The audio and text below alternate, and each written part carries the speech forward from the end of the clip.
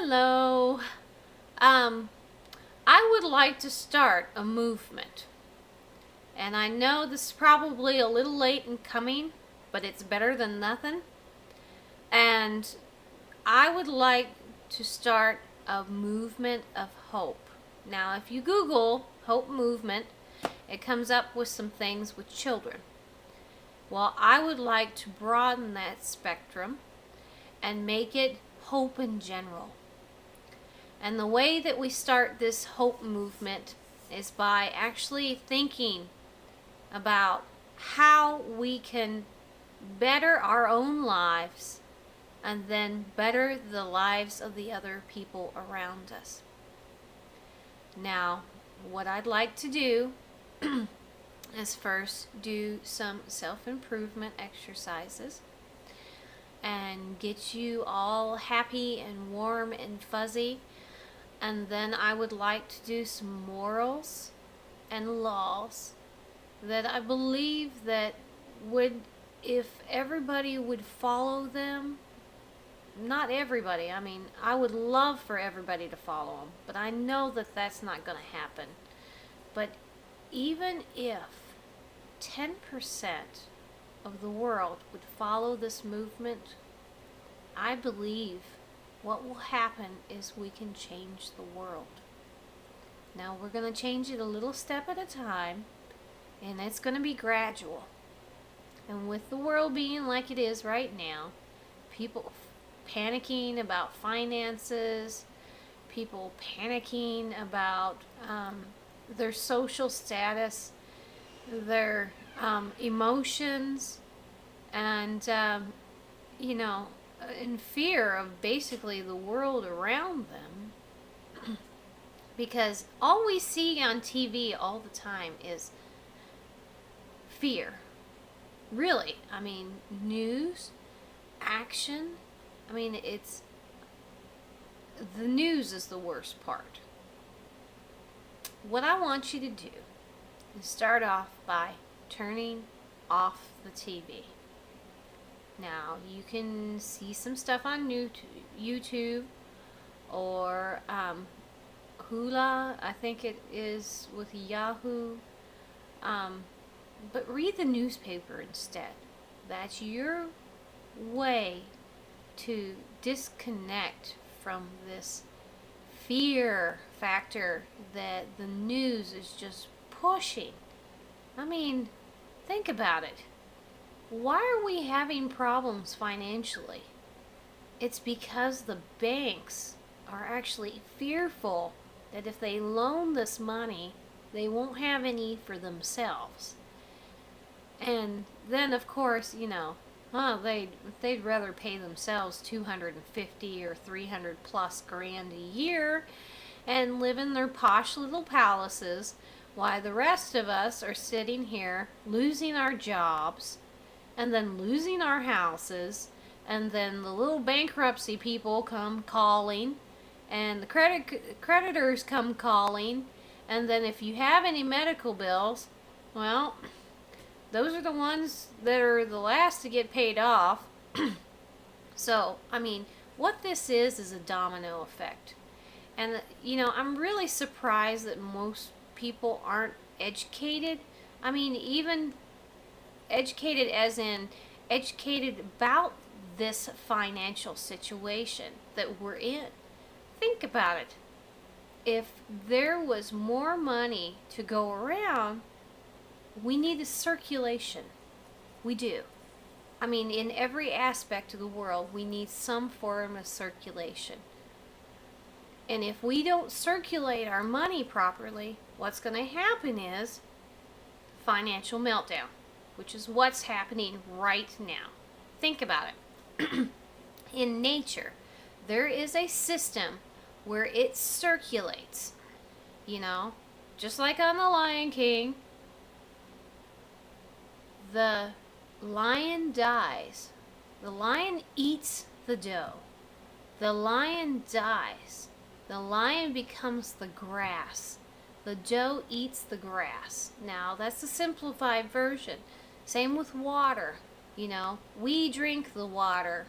We expel it out, it goes into the ground, well, most of it, and then it grows the trees and the plants, and then it evaporates, and it turns into clouds, and then it comes back down again. So think about it. No circulation. These rich companies up here are keeping their money. The poor people are keeping their money too, because they're so scared about the financial situation, which I think, 40% of it, or probably even 60% of it, is based upon fear. So what's happening is the poor people, or the middle income and the lower income and the poor people, are keeping all their money. And they're saving it. And they're scrounging. And they're being thrifty. And that's a bad thing. Because what happens is when they're being really thrifty, that means the rich companies that were doing very, very well are suddenly not doing well. And that's when they cinch and tighten their grip. And then they let go of employees. And then the employees don't have any money. So then what happens is the poor people are poor. The well-off businesses are no longer well-off. And most of them don't survive. Remember now, back in the 1920s, a bunch of businesses failed. In fact, I think it was close to 80% of the businesses failed. And what happened is there were poor people who became rich. And then there were rich people who became poor.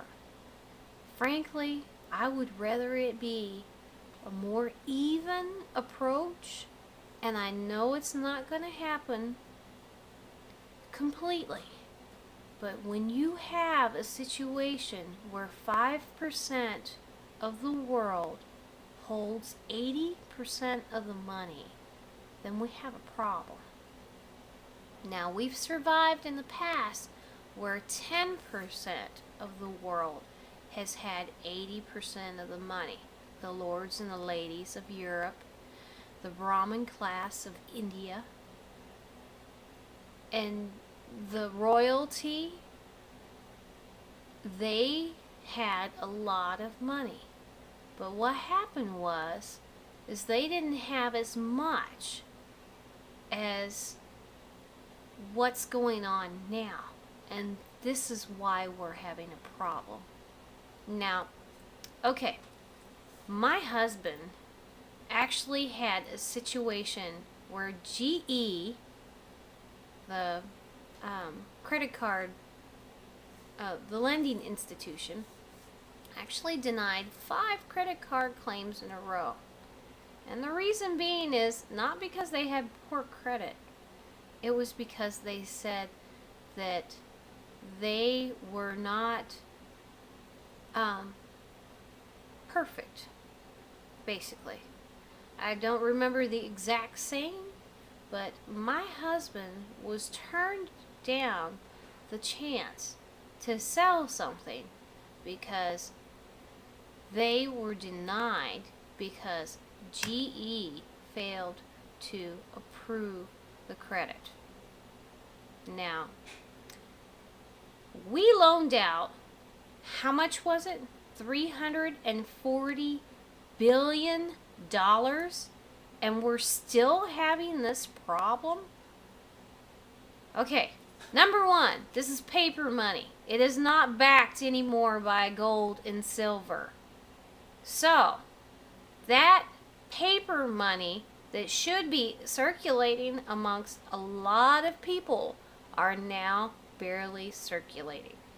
Now, these companies will say, well, it was to pay off our debt and we weren't making as much money and all this other stuff. Well, I'm sorry. You got to spend money to make money. That's how money is made.